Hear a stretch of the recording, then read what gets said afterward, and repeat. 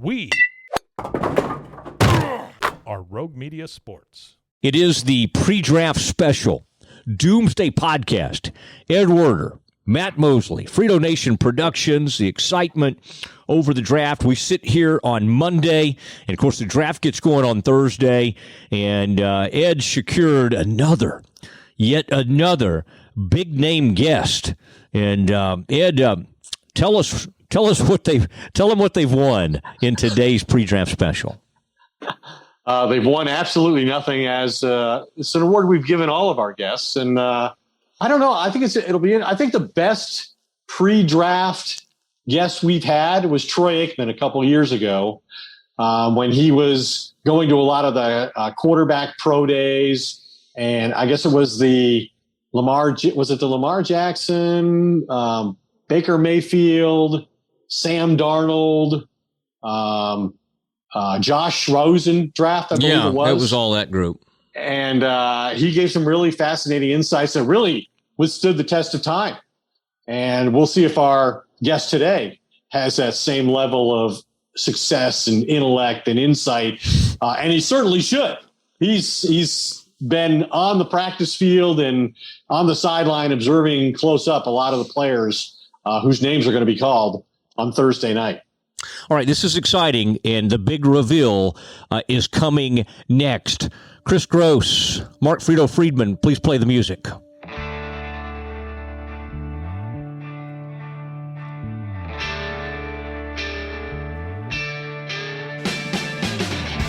Well, one of the great features we pride ourselves on, especially in the offseason here at the Doomsday Podcast, is having relevant guests. And today our guest is Senior Bowl Executive Director and ESPN draft analyst Jim Nagy, who, by the way, worked with Cowboys defensive coordinator Dan Quinn in Seattle.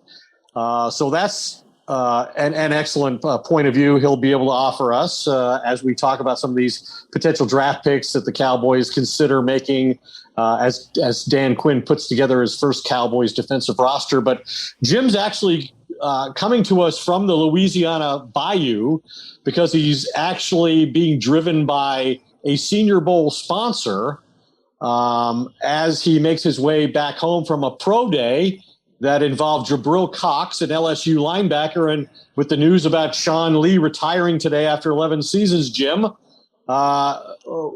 what did you glean from this pro day today involving Jabril Cox, and were the Cowboys well represented? Yeah, Ed, good to be on with you guys, you and Matt. I hadn't heard that Sean Lee news. That's big news. But yeah, Jabril had a real nice workout. The Cowboys did have a scout there.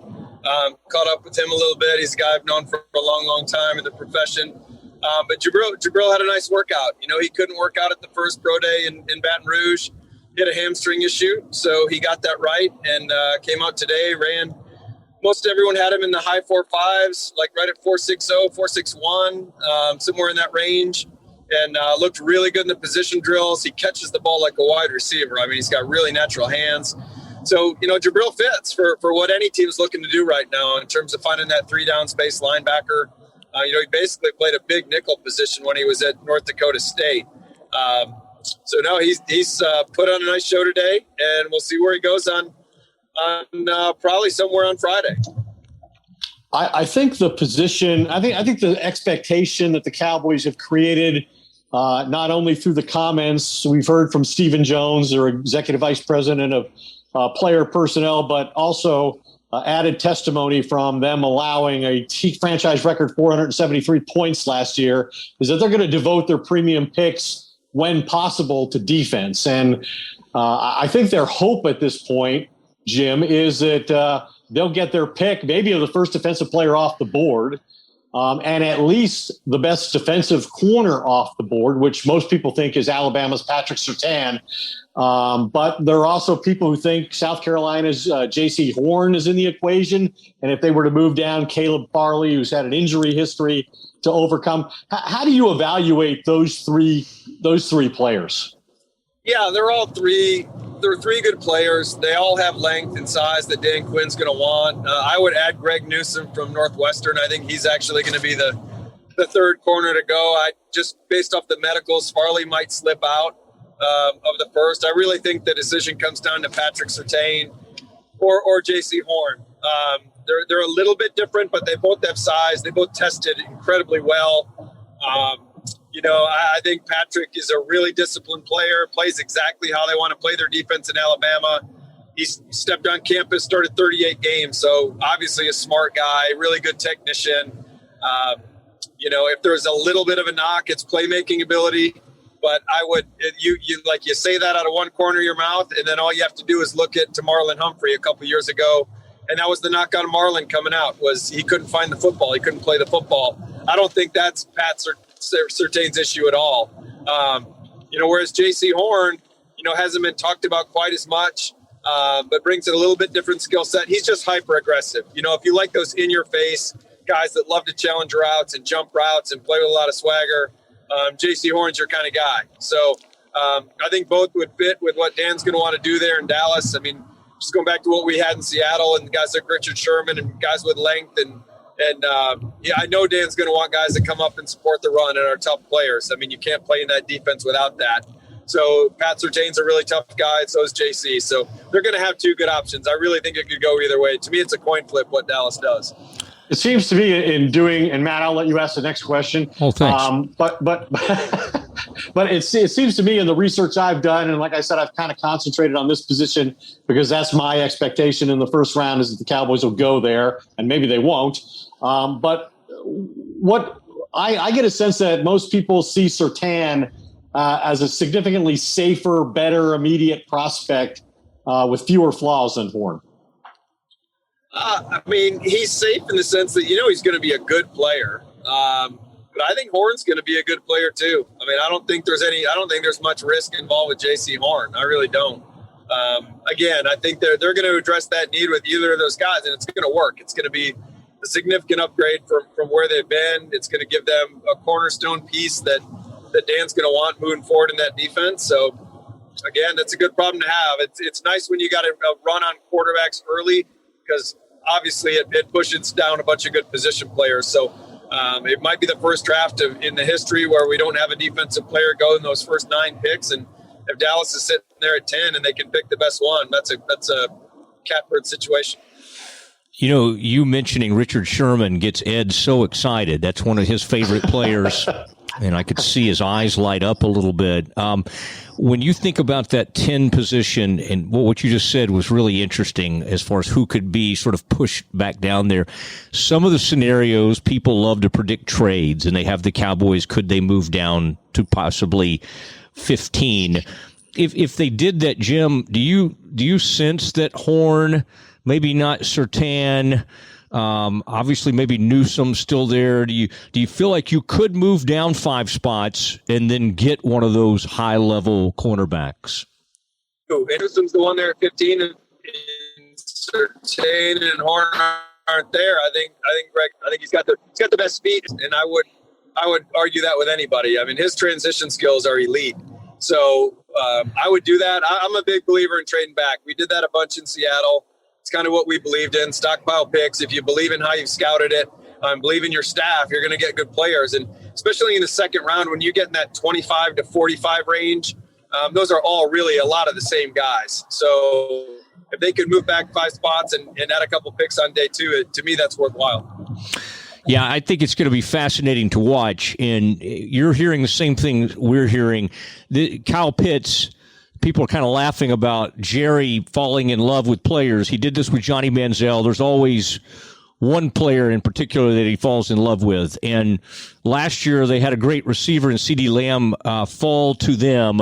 Do you think there's any way in the world the Cowboys would make a play for him? And is it accurate, or are we overdoing it a little bit, to say that he's one of the great tight end prospects maybe of the last 10 to 15 years? It's just interesting. During the shortened COVID season, I think our natural thing is not to put too much emphasis on a shortened season, but this guy, obviously, as you tweeted about, he was really good the year before. And then last year, there were moments where it seemed like he was maybe one of the best to do it in some time. Where are you with him? Yeah, first part of your question with Jerry, He has been aggressive. I've been in draft rooms where he's had our team on the clock, that year in Seattle when he was trying to trade up to get Paxton Lynch. And thank God that's one of those draft stories for Cowboys fans that didn't work out for him. And they ended up with Dak Prescott as their fallback plan. But so Jerry has shown the tendency to be aggressive when he wants to be aggressive. But I don't see that as the move this year. I really do. If anything, I move back. But in regards to Kyle Pitts, he's one of the, you can make the case he's the best one since Vernon Davis. I think Vernon Davis would have broken Twitter had there been a Twitter when Vernon came out. Such a good player on tape, and the test numbers were off the charts. And Kyle's the closest thing we've seen.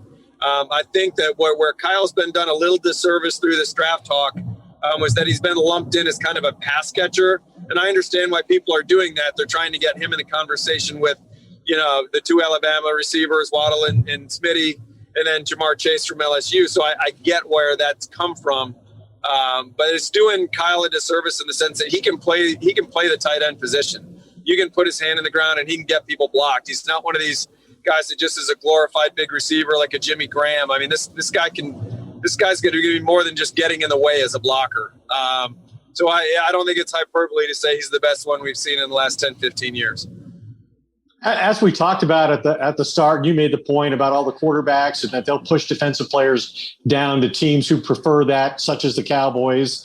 How do you have the top quarterbacks ranked, and how many do you think are going to go in the top 10?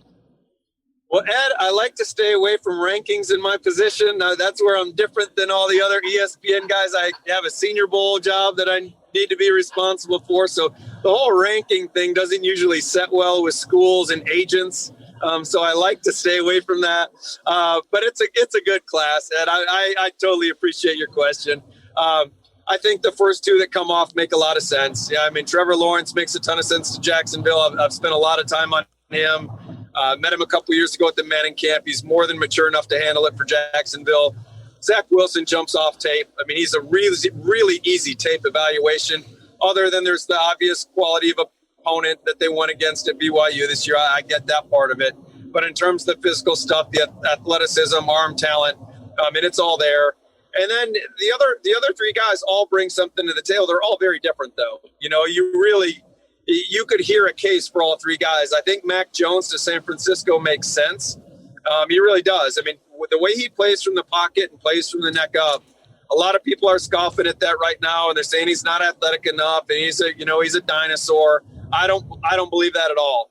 I believe when you're as good as he is in those areas in terms of accuracy, pocket feel, decision making, guys have been winning at that level for forever with that style of game. You don't have to be Russell Wilson or Patrick Mahomes to win a Super Bowl nowadays. I don't believe in that at all. Justin Fields might have the best tools of any of them in terms of athleticism, arm talent combination. And then Trey Lance. I mean, he's a really, really intriguing prospect. He's just coming from a small school. So there's more projection with Trey Lance. But I would buy into the fact that people say in 3 to 4 years, Trey Lance could be the best one. I'd have a hard time fighting against that. So I think it just comes down to these teams' particular needs and what they want at the position. But there's all something there. There's some years where you see guys really pushed into the first round and it doesn't make sense. And I've graded a lot of those players over the years. And thank God I didn't have most of them in the first round. But I don't think any of these guys are being pushed. I really don't. I think they're all deserving. This is the second year in a row where teams are having to make difficult evaluations because of the pandemic and the way it's changed things. There's no combine this year, no private workouts, no team visits, less than the normal amount of medical evaluations. How difficult does it make this particular draft, do you think? And will it have an effect in terms of day 2 and 3 of people getting out of this draft and trading for picks next year when more will be known and we assume it will be a more normal evaluation? Yeah, I could see that. I could see teams trying to get out of this year's draft just because of the unknown. I think not until like the 6th or 7th round. I think the first 4 or 5 rounds are pretty strong, but it's definitely complicated things. That's why we felt so compelled to have the Senior Bowl this year. And get the players in the NFL teams together so they could be seen and have that familiarity through the process. Because I knew when we had our game, I knew the combine was going to cancel. And let me say this first, like we were not going to move forward with our game unless we felt, we're convicted we could pull it off safely. So I want to say that, we had a lot of contact with the NFL guys and friends in college football and, health officials. I mean, we had to get to that point where we felt like we could do it. But it has been a weird process. Everyone kind of thinks last year was a different draft because we were watching all these guys draft from home with their kids and dogs running in and out of the rooms. But it really wasn't a different process for the teams because they had a full fall scouting season, they had a full all-star season, and they had the combine. So this year they didn't have that. The schools were very good about setting up Zoom calls for the teams. And our Senior Bowl staff was a part of those Zoom calls. And again, we were thankful and grateful they allowed us on. But it was very vanilla information. So, it's very different than being in a building and walking down the hall and knocking on a running back coach's door that you've known for 20 years and shutting the door behind you and getting the real information rather than being on a Zoom with 80 other scouts. So it has complicated things. I've actually been talking to a lot of guys over the weekend about how they've had to mix things up. There's been a really all hands on deck approach to this year's draft. Like just for example, in a normal year, like an area scout and over the top scout might be the two guys responsible for the majority of the information gathering when it comes to a player's character at a school. Well, now they've opened it up. They've got the coaching staff and the scouting staff together, and they're just running down college scout, down these college coaching staffs. Like who has familiarity with anyone on this staff? Who can get someone on this staff on the phone? And that's kind of the approach a lot of teams have taken this year. So they're trying to keep their process as normal as possible, but they have had to tweak it in a lot of ways just to kind of get the information they need to get. And that's not even covering the medical part. The medical part that's really the missing pieces right now is the whole medical without a combine. Yeah, that's fascinating. The medical that they're having to play a little catch up and maybe do more homework than ever. Jim, I would say you should give some thought to doing your ESPN interviews in the car. This is a very pleasant experience. We're enjoying kind of watching where you are. The driving seems to be good. This is a very nice look. So bring that up with some of the ESPN execs. I was going to ask you about the Lance thing. Fascinates me. It's funny how I had a major insider the other day basically say, well, he's the guy who could fall the most. And then in the last 24 hours, there's a report he could go 3 overall. So we're getting close to the draft because you can tell with all this information, Lance seems to be the most. There's just so much sort of unknown about him. Like compare for instance, what you knew about Wentz a few years ago, who obviously came from the same school. Is it like light years more than you know about Trey Lance? Is it? I mean, because obviously Wentz went very, very high. And is there a comp? Like, who's your favorite comp for Trey Lance? And I've even heard some people say Dak Prescott of the Cowboys. Yeah, I think Dak's a good comp, but Dak went in the 4th round, right? Mm-hmm. Dak wasn't Dak when he was coming out of Mississippi State, or at least a lot of people didn't think he was. But I can see there's a big variance on Trey. I mean, I know the people around him very well. Talked to the guys at North Dakota State. We had a couple of his teammates at the Senior Bowl, Jabril Cox being one of them, and they all say great things about him. So super smart, super intelligent super mature from the get-go at North Dakota State. Like there was never a weird transition period where he had to work through being a young knucklehead or anything. Like he's ready to go that way. It's just that he hasn't played a ton of football. The football he has played has been very good, but then it's the level of comp concern. No FBS opponents. I mean, the Oregon game this year would have been a huge stage for him to play on at Autzen Stadium. He didn't get that. He couldn't come play in the Senior Bowl because he was only a redshirt sophomore. So there's just more unknowns. Sometimes the unknowns make us, they get a little more enamored with the player when we don't know the whole thing. So I could see him going 3. I think he would make sense in San Francisco. And I could see him falling a little bit because teams really don't know what they're going to get. Either way, I don't think you want to rush him onto the field. I really don't. I think when you're in Fargo and you're winning every game and you essentially walk on water with that fan base, wherever he's going, there's going to be a big burden on him to come in and play at a high level. So to me, Atlanta seems like a great situation because he could go sit behind Matt Ryan for a year and really learn and get comfortable. But but you're right. I mean, I think he's the most volatile stock in the whole draft on where he goes. You mentioned Dak Prescott. He kind of became a made man in 2016 with his performance at the Senior Bowl, and as NFL coaches interacted with him there. Is there anything you remember about that period of time and the effect that performance had on his draft status? Yeah, I mean, I do remember him, and I didn't scout Dak that year. He wasn't in part of my territory that I scouted, but I did hear a lot about him, and I live in Alabama, so they're a bordering state. I watch a lot of SEC football. I had basically the rest of the SEC except Mississippi and Louisiana that year, but he was more accurate than I thought he was going to be. I don't know if he tightened anything up between the regular season and the Senior Bowl, and that can happen. They get with, quarterbacks coach and he tinkers a little with them. But there was that. And then I did have a good exposure with Carson Wentz at the Senior Bowl that year because he came into our suite that we had with the Seahawks, and all the scouts were in there. We used to just text guys and have them come up to interview. And when Carson came up, the room was empty. There was no other players up there. So he basically had to hold court in front of our whole scouting staff, and he did a great job. But I do remember when Dak interviewed with the Seahawks at the Combine. It was our team dinner night. We were all meeting out for a team dinner after the interviews were over. So we were having prime 47 steaks at like 11:30 or midnight. So Ed, you can appreciate that. But I remember Pete Carroll Coach Carroll coming into into prime 47. And he asked me, he goes, have you been around Dak Prescott much? I'm like, no. He's like, you should have seen him in that interview room. Like, he owned that interview room. He compared him similar to like how Russell Wilson kind of won them over in the interview process as well. So I know that, Dallas has said that they really started to believe in Dak at the Senior Bowl. They didn't even coach his team. What we do is we flip. We have a little coaching staff flip on Friday of game week, and they had a couple hours with Dak, and whatever he did magically to win that staff over, they made the right call in the fourth round, obviously. You mentioned again the point we emphasized from the beginning when I was doing the introduction, that being that your familiarity as a former member of the Seahawks under Pete Carroll to Dan Quinn and Gus Bradley and all the success you guys had on defense in that era. And I had the good fortune of covering those teams throughout the playoffs. What is it you think that what are the most important attributes you think Dan Quinn brings to this job here in Dallas?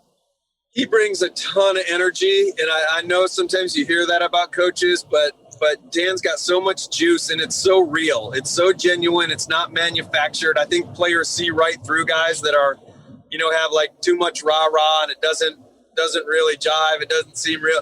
Dan just has a real, genuine energy to him and a positivity to him that I think is infectious with his players. In terms of the coach, I've seen him do great work with pass rushers. That's kind of his forte, coaching that D-line, and he's coached so many good ones over the years. But just in terms of the overall, what he brings to a unit is just the passion. And those guys play hard. I mean, those Seattle defenses, we had talented guys, Earl and Cam and Richard and Bobby Wagner. I mean, there were great players on that defense, but I think the common thread between all of them is that they were hyper competitive and they played hard.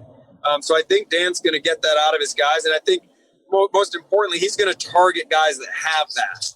They're going to have that swagger. I think a lot of teams try to shy away from having too many alphas in the room. And we kind of embraced that. We kind of leaned into it the other way in Seattle. We collected those guys. We love those guys. So I would think, if I'm a Cowboys fan, try to figure out which guys like have that alpha dog in their personality and their playing style. And to me, those are the guys that are going to appeal to Dan. You think he'll be able to convince Jerry and Mike McCarthy to invest in defense in terms of premium picks and getting him the talent that he needs on that side of the ball? It's been, the Cowboys have been an organization driven by offense for a very long time.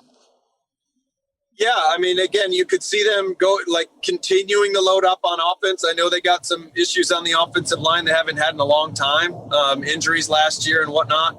So you could see them invest there. But other than that, I mean, defensive side, the Sean Lee news today, I mean, that's kind of – I didn't see that coming. Ed, you probably saw it coming, but I didn't see that coming. So they have plenty of holes to fill. But that's, Mike's got the offensive side, Dan's got the defensive side, and but I know the Joneses are going to do the right thing by the franchise. And again, I think they're sitting in a good spot. You can get a premium defensive player just sitting there at 10 or even moving back. if they get Horn or Surtain or Newsom at 15, those are really good picks. And since we're talking about those picks, does offensive line has come up with the Cowboys too, Jim? I'm wondering if Slater, out of, some people projected him to move inside and play guard. It's funny how we, in our minds, think what a Northwestern player is supposed to be. And I don't know if Slater totally fits that. Like, maybe there's some nastiness to him, all that kind of thing. What would he look like? I mean, if he was there, for instance, at number 10, is that something, what is it about this guy, and where do you kind of stand on those offensive tackles and guards that are in that range? Yeah, Slater's been our highest graded one. I mean, he had a chance to come to the Senior Bowl, but the opt-out kind of killed that. He hadn't played in a year. I think he was a little worried about the rust factor and things of that nature. But a great player, high-end athlete, great feet on tape, great patience. He isn't the longest guy, so I understand with 33-inch arms or 33 and a quarter, whatever they ended up coming out. I mean, it wasn't your prototype 35, 36-inch tackle, but he gets it done because he's got great feel for his pass sets. He's got great feet, uses his hands really well. But again, if you wanted to kick him inside, that makes sense. I think there's way too many people in the draft process now that just want to dig in their heels and fight for certain things. And to me, just put him where he fits best. Could he play left tackle? Yes. If Tyron Smith is healthy, could he kick inside and play guard? Yes. And he'd do either one at a high level. I think he's going to be a Pro Bowl level player, and probably regardless of which spot you put him at. And the Cowboys have had that experience with Zach Martin. He played tackle at Notre Dame. They drafted him in the first round. He's been one of the best guards in football since he's been here. Yeah, I mean, another Senior Bowler. Thanks for bringing that up, Ed. Anytime I can help, Jim. Well, no, Zach. I wasn't scouting Notre Dame at that time, but the battles he had with Aaron Donald during Senior Bowl week at the guard position, I think really showed everyone, like, yeah, he was a really good tackle in college, but wow. Sometimes to find those elite guards, it's almost harder to find them than tackles sometimes. You can play more guys inside and get away with some more guys inside than a tackle, but to find the really elite ones is hard. So I do think Slater could be very similar to what they've gotten out of Zach over the years and get a really high-end guard if that's what it ended up being. I liked it the other day. I think you tweeted about some of those players that may not be getting as much attention. Humphrey's a kid that we've seen in the from Oklahoma for a few years. I think it was Manieras, or however you say his name. I like that. I mean, that guy's kind of a fascinating guy to me. The other one where I actually went to the pro day was this William Bradley King. The man calls himself the technician, and you've said good things about him. I think he was another Senior Bowl player. He didn't run great that day, and maybe we expected that, but he does seem to always be around the quarterback. Is that a guy that at 4th, 5th, 6th round could be kind of a great option for a team? Yeah. You brought up Creed Humphrey Miners. I think Humphrey's going to be a Pro Bowl center. I think he's a really, really one of the safest picks in the draft in terms of what you're getting. Quinn Miners has been an astronomical jump up this draft chart. When we invited him to the Senior Bowl, I mean, I reached out to probably over half the league about Quinn, and nobody had draftable grades on this guy. And now he's going to go in the top 50 picks, it sounds like. So it's unprecedented. I don't know if we've ever seen a draft process like a kid for Quinn. And then, William Bradley King. It's funny he calls himself the technician on Twitter, because he's what I love about him. He's like combative. He's aggressive. He's got a really heavy punch, and he plays his butt off. So he's kind of the anti-technician to me. He's kind of a bull in a china shop sometimes. But I love his game. I think he's not going to get out of the 4th round. I don't think, just based off where he's at. I'm talking to teams, and he's a really heavy-handed, combative, physical edge setter on 1st and 2nd down. And then I think he showed more at Arkansas State in the past, like going back to his junior year at Arkansas State, put up big sack numbers. He was around the quarterback a lot for Baylor this year, but actually missed at the quarterback some. He had a lot of missed opportunities, a lot of close but no cigar plays in the backfield. So there is upside there. And the cool thing about William is that he has a knack when he gets around the quarterback for getting the ball loose. And again, you saw that a ton at Arkansas State. So he did a nice job this year at Baylor getting his hands up. He had a bunch of pass deflections, So he's got a little bit of like a disruptive knack as a rusher that I don't think people are giving him enough credit for. So again, in the fourth round, if you're just drafting him to be kind of a wave, part of the rotation player, you might end up with more than that in 2 or 3 years. You might end up with a starter. Well, Matt, I think we are tempting our fate here with a Zoom call with Jim, in which he appears to be going somewhat close to the legal speed limit as I look throughout his window there. I'm not sure who he has driving for him. Perhaps. Oh, there we go. I just missed the speed limit sign. Was it 70? I think that's I-10. Yeah, we're in a 70. You're on I-10? We are on I-12. Oh, I-12. Back to Mobile. Oh, I-12 back to Mobile. Okay. Well, Matt, did you have anything else you wanted to ask a final question here of Jim so he can help Elizabeth navigate the final treacherous portion of the road back to Mobile? Yeah. No, Ed, I was hoping to keep him until he got back to Mobile, but I don't think we're going to be able to do that.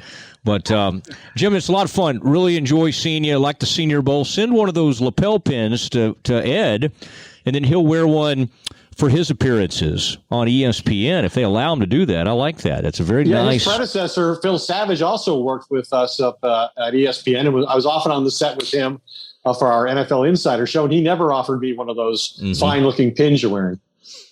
They don't let me wear it on ESPN. I wore it for my audition day 3 years ago, and then I showed up once they hired me, and it was a true gig. I had the lapel pin on, and I was told to take it off because they wouldn't. It's like company policy or something. So, where does it end? Who's going to wear what lapel pin tomorrow?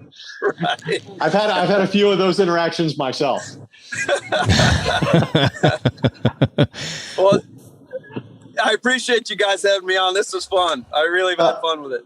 Yeah, it was great to have your insight, and I'm covering the Seahawks as well as the Cowboys for the draft. So they only have 3 picks. You talked about them accumulating a lot of picks. Everybody in the NFL has at least twice as many picks right now in this draft as the Seahawks do. So it'll be interesting to see what kind of magic the general manager, John Schneider, can create there to move back and pick up some more picks. And I'm assuming they're going to keep Russell Wilson at least one more year. But your experience there and all your interactions at the Senior Bowl with all these players and teams has really created a lot of fascinating content for our listeners, and we appreciate it. No, thank you, guys. I appreciate it. Next time we do it, we'll figure out a way to get back in the car again. Sounds great. Elizabeth will drive. Yeah. I'm pretty good. I'm doing good. Let's see Elizabeth. Give us a shot of Elizabeth. Yeah. There we go. Let's not be weird, Ed. Your safety is paramount to Elizabeth, and that's important. That's right. Yeah, Elizabeth. I'm in a work zone. I got to pay attention. She's closing deals. She's doing it all today. Fines are double in a work zone. I know that. All right. Elizabeth, thank you. Fellas, have a great draft. Enjoy it. Okay, you do the same. Really appreciate it. We'll talk to you soon. See you guys. There he goes, Jim Nagy, the executive director of the Reese's Senior Bowl, also a colleague of Ed's at ESPN, was in a sport coat there. You couldn't see that, but really had a good look going today as he was trying to close some deals, I believe, for the Senior Bowl. And he was driving around. We had a couple of little strange moments there, but the truth is I thought it went really well. So we'll and of course that's Chris Gross and Frito Nation Productions. We have them to thank for that as well. And as we kind of react and get our folks, this is we're trying to get you ready for the draft, a special draft preview. That was kind of cool. I had to almost laugh. I didn't really bring this up with him, but it does seem like the Cowboys have been trying to create the Legion of Boom for about 6 or 7 years now. If you think back to Chris Richard, and now they've hired Dan Quinn, the list goes on. I don't know if it'll ever happen. They still have questions at safety, but they could really solidify. I mean, this is a huge draft for them in the sense that I remember the number 4 overall pick. That was a big one when they took Zeke. We all thought that was a pretty good pick back then. But if you recall, it was a huge it was between like a defensive player. Jalen Ramsey. It was Jalen Ramsey or Ezekiel Elliott at 4. Yeah. And like this draft and like last year's draft, the Cowboys went into it both times saying, hey, we really need to get better on the defensive side of the ball. And in those two most recent cases, they opted for the offensive player, Ezekiel Elliott in 2016 as his 4th overall pick, and then last year CeeDee Lamb as a number 17 pick overall, because they had CeeDee Lamb number 6 on their board. And I think the experience with both of those players probably reinforces the idea to them that if there is an evaluation to make, and if the grades are similar, but you have the best player available at the moment as on offense, then you can take the offensive player and justify it. So it'll be interesting to see if they're put in that situation in this draft. If defensive players start going at 7, which is where I think the first time Patrick Surtain's name will be considered, with Detroit at 7, or with Carolina at 8, or with Denver at 9, depending on if there are quarterback options for those teams in those positions, or what happens with the Falcons at 4 and whether somebody trades up for the 4th quarterback in that situation. But the Cowboys always are talking about defense and the need to devote their resources to building a defense and being competitive on that side of the ball. And we don't always see evidence of that in the aftermath of the draft.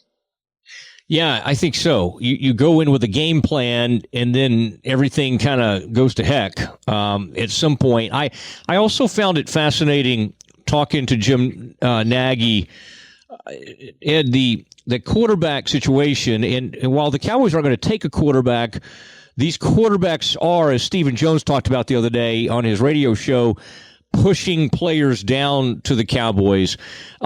Much like some other people we've talked to, this Trey Lance is all over the board. They just don't exactly know how to evaluate him because it's a total projection. They said it. He needs maybe to sit out a year, but could have as much upside as anybody. I find it fascinating that Zach Wilson had one great year of college football, one great year, much like Burrow. I should add, much like Burrow, and he became like a top 2 overall pick. Trey Lance could go 3 to San Francisco. He literally could drop down to 12 or 15. He, as Nagy just told us, Jim Nagy, this is the most volatile stock in that first round, or one of the most volatile stocks in this draft.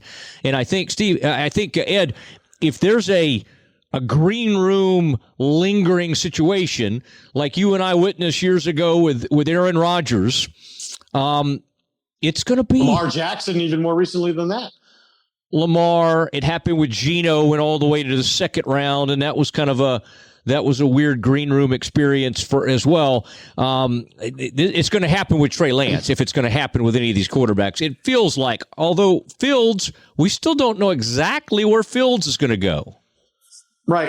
And you're talking about the quarterback position. And, I think Dak is a great example. I mean, 2016 was a year where, everything was normal in terms of being able to evaluate players coming off a full fall season, having a combine, having pro days, having access to players on campuses.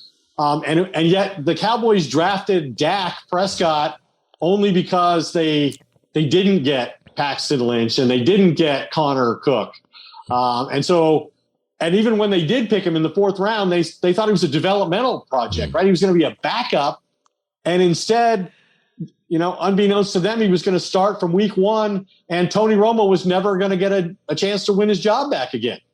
But who knew that at the time? So when you see that happen, and then you add in all the complicating factors of the evaluation process that we've talked about with Jim, which are, abbreviated college seasons, if any, because a lot of players in the top 50 opted out. No combine, no team visits. The Cowboys no teams got to have, a top 30 group of players come in and visit, no local visits. So there are a lot more unknowns about this group of players than there were in the 2016. And yet a guy like Dak Prescott at quarterback goes to the 4th round and, starts 64 consecutive games. Yeah, and turns out to be, and we'll see how this all plays out because some of those other quarterbacks are going to get other opportunities now, but it turns out to be the class of that 2016 draft as far as a quarterback. And that's why I think, Ed, I was talking to somebody the other day about this with Dak. it's funny how scouting goes. Sometimes you say, well, we've got all this film on him. Well, Dak was playing on a team at Mississippi State that at one point had risen to number one in the country and was playing in the best division, arguably in all of college football in the SEC West, and was Ole Miss and Mississippi State were great at that point. So it's just fascinating that you would have a guy win at that level and have that much success, yet you had Connor Cook on not great Michigan State teams, although I guess that one team did get to the Final Four. And you had Paxton Lynch, who was just kind of this monstrous 6'7" quarterback out of Memphis who was really hard to evaluate, but he was high on their board. Ed, to one of your other points, I have a hard time thinking some of these places like Baltimore, I think David Moore wrote about this the other day, you and I have talked about this before, do actually go into a draft and stick with a strategy. And the Cowboys obviously desperately need help on the defense. But I think it's funny, I don't think you or I have any sort of pretense or great feeling that they're going to stick with that. Do you? And maybe you're feeling differently. Do you think it's gotten to the point with the defense and they have enough weapons on offense where they truly could stick to this let's get the defense right strategy that we used to see with, say, Bill Parcells? I mean, I don't know. That's not the approach that Jerry Jones has generally preferred. I think I read the other day the Cowboys have like $47 million more committed to offense than they do on defense. Mike McCarthy is an offensive-oriented coach. The only offensive-oriented head coach that Jerry's ever hired who had been to a Super Bowl before.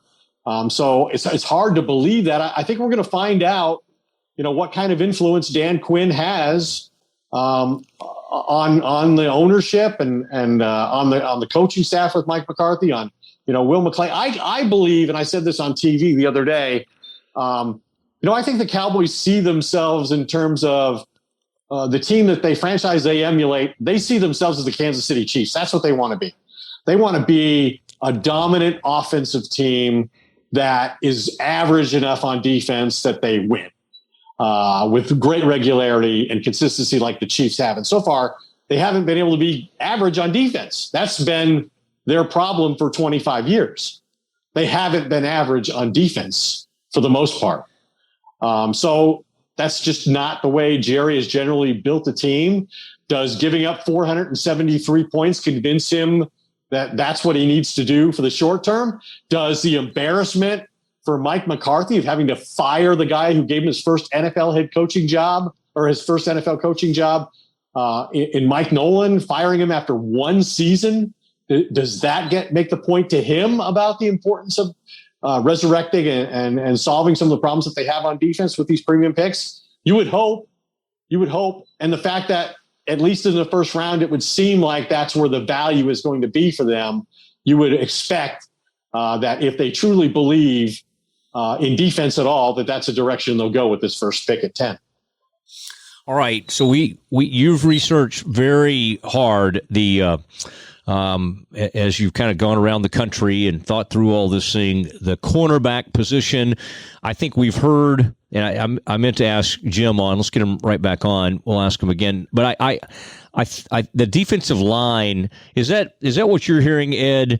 I keep hearing that it's way down, like the talent level in this draft. It's a bad D-line draft. Well, that happens to be something the Cowboys could really need some help with. And that doesn't mean you can't find talent. It's just that I don't think we can afford, or the Cowboys can't afford, and I said we because you and I were sitting inside a room at some point talking, or this same room I'm in right now, talking to the Miami defensive coordinator, Miami, Florida defensive coordinator, when the Cowboys took a player named Tristan Hill. Now, he actually was at UCF at the time, I should say, University of Central Florida, Randy Shannon, who didn't even start. And he couldn't win a starting job in his own team for various reasons. I mean, you just can't. You've got to get players that can step in. And quite honestly, Yeah, that's been an issue with this team. I remember that third-round draft where they got Bobby Brewster, who never played a down for them, at offensive tackle. I think he tore his pec. Then they went to Western Illinois and got a guy named like Jason Williams, and he might have hung around for one season. This is not a time you can be missing picks in the second and third rounds. You need guys that can actually step in and help you here. Well, the Cowboys go into the draft with 10 picks. That's more than every team except the Eagles, who have 11. So they've got the ability to, move around as they see fit, or they can bring 10 new players onto the roster. But you talk about the defense, and we've all recognized throughout the course of last season just how bad it was. And I remember talking to somebody with the Baltimore Ravens after they beat the Cowboys badly. And the point that this particular coach made to me was, hey, that defense needs help inside. That defense needs a couple of defensive tackles. Well, there's really not that in this draft. I mean, the Alabama kid, Christian Barrymore, is maybe a first-round pick. He played great at the end of the year and in the bowl games for Alabama and Nick Saban. But even he is not a guy who's a surefire top 15 pick necessarily. So maybe that creates the opportunity for the Cowboys to take a corner at 10 and then come back in at the bottom of the first round and get a guy like Barrymore, who's kind of a unicorn at defensive tackle in this particular draft. Nobody really thinks there's great edge players in this draft, except for the two kids at Miami, one of whom, retired because he had concussion problems after transferring from UCLA. But yeah, it just doesn't, other than corner, and some people like some of the safeties, and I know Jim's one of those who likes a few of the safeties in this draft. Other than that, this is really not a strong draft for defense beyond secondary. All right, and Ed, if Pitts, and some people are saying that at number 4, he could actually be in play there with Atlanta. Obviously, Atlanta could use a quarterback, so Lance and Fields and some of these other guys can be in play there.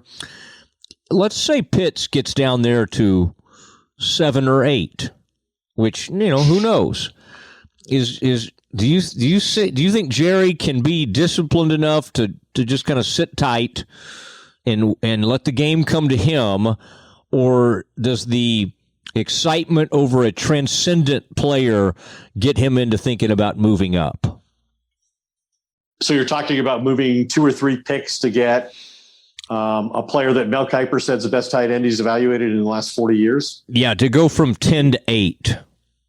Yeah, that's going to cost you 2 players. It's going to cost you the player you would take at 10 and the player you probably cost you at least your second-round pick.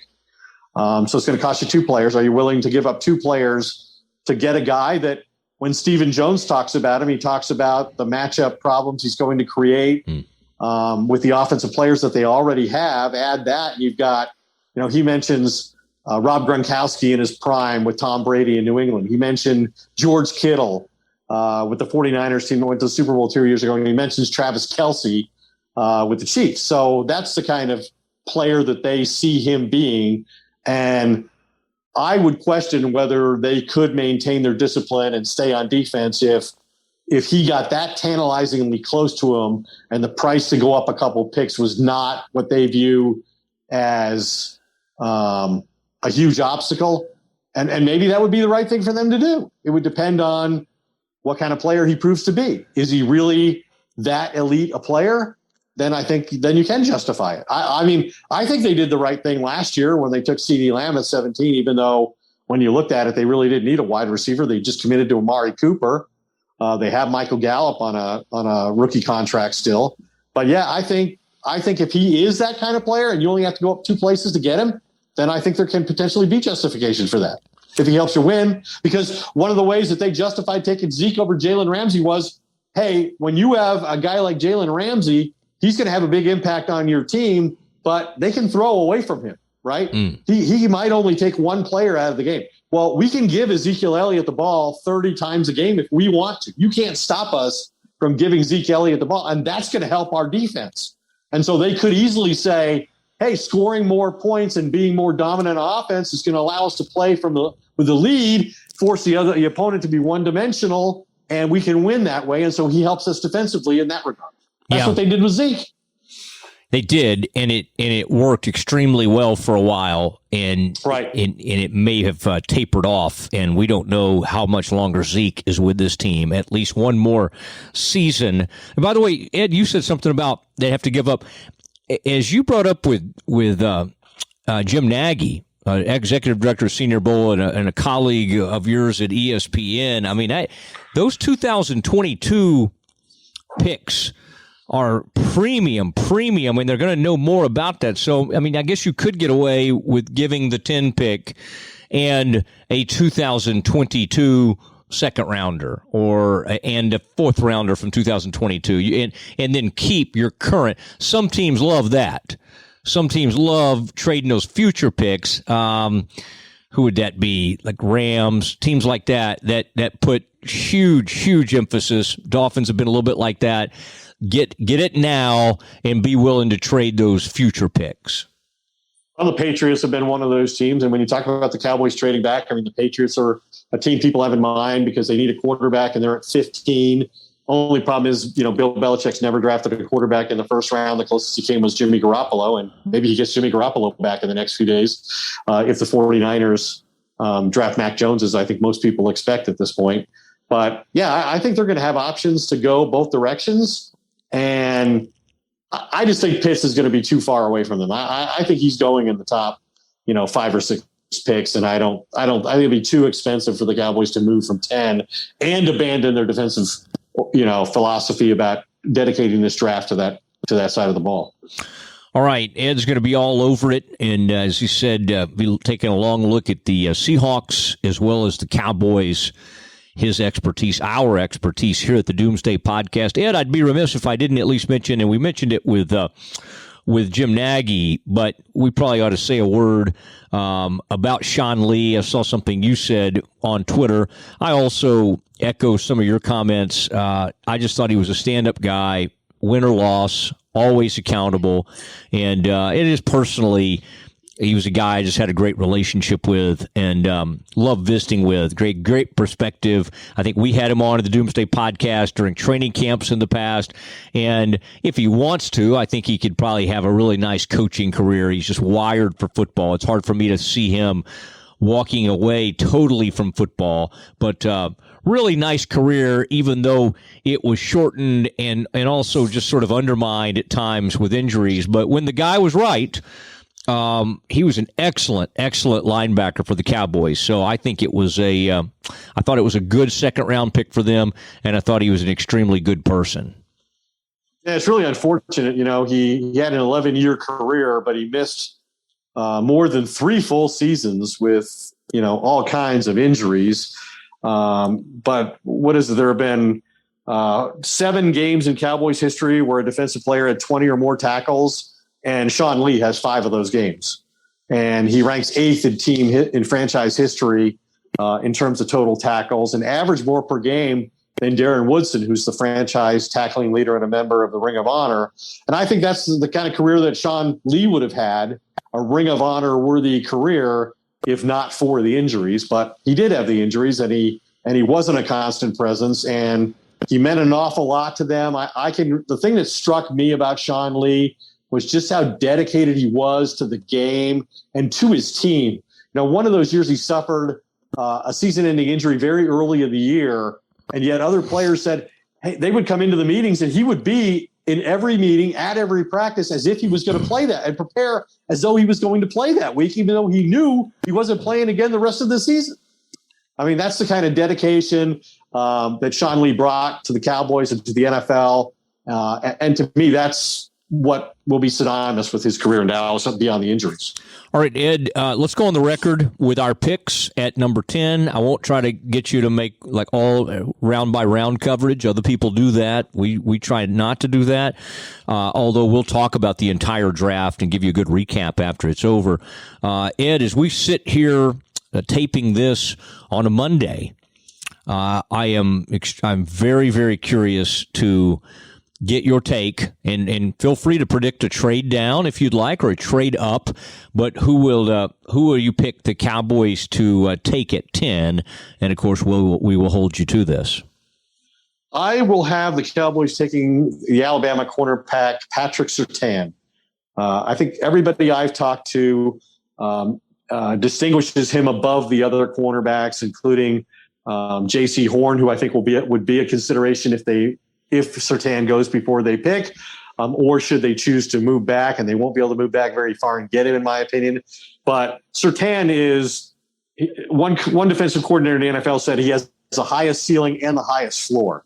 And, you start 38 games for Nick Saban on those defenses, you're ready to walk in and play in the NFL and excel in the NFL. Like Jim mentioned, he has great ball skills, but doesn't have a lot of interceptions, which is a common description of players in this draft on defense. There aren't a lot of takeaway guys. But I think because of his willingness to tackle, his prototype length at 6'2", he totally fits what Dan Quinn is looking for in a corner. He can play press corner. He can play a zone. There's really no limit to what he can do. So I think he's the guy who fits in terms of being the ideal Dan Quinn corner to me. All right. I like your pick. I'm almost this Greg Newsome the second. Yeah. I thought it was interesting that Jim Nagy seemed to drop Caleb Farley as a guy who might even fall out of the first round. And knocked him out of the number 3 cornerback spot, I assume because of the back injuries that he suffered. He's only played corner for 1 year. He's a former quarterback. But I think almost everybody has him as one of the top 3 corners. So not to interrupt you, but I did, and so I apologize. No, that's okay. And I'm kind of excited. And the brainy cornerback out of Northwestern. You like how we do that, Ed? Everybody comes out of Northwestern has to be brainy. Same thing as Stanford. One of the smarter players in the draft. Stanford's Richard Sherman. Okay, I would say I'm going to go with J.C. Horn. All right, and I think they've fallen in love with his measurables. I think he tests extremely well, and I think they fall in love with those little interviews they do. Horn's kind of like, hey, I'm your man. I'm better. Surtain's a little bit. Plays it a little straighter. Horn comes in here like with some big time swagger. So I'm going to put Horn with the young Diggs, and hopefully you got the makings of kind of a poor man's legend of boom. And I think, and we'll see what happens. We picked 2 cornerbacks, so that means it'll probably be Rashawn Slater at number 10. They could justify that just as well. Yeah. Ed, are you going to be in position? Where can we kind of hear from you Thursday night? Will you just kind of be on the clock, just in case anybody needs you? Or are you going to be at the home office, the Colorado office? Where does ESPN I'm going to be have at you?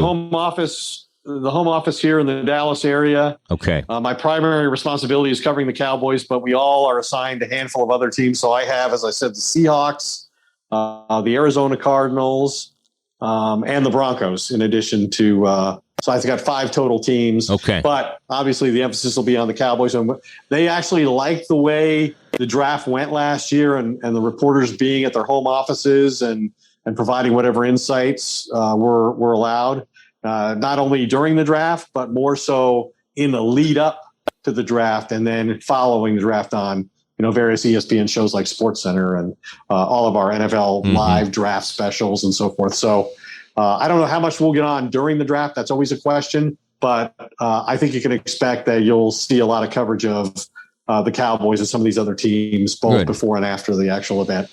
We hope you can squeeze Doomsday in at some point as part of your broadcast evening, and that it's going to be fun. There's a lot going on. We will definitely do a Doomsday podcast, as we should.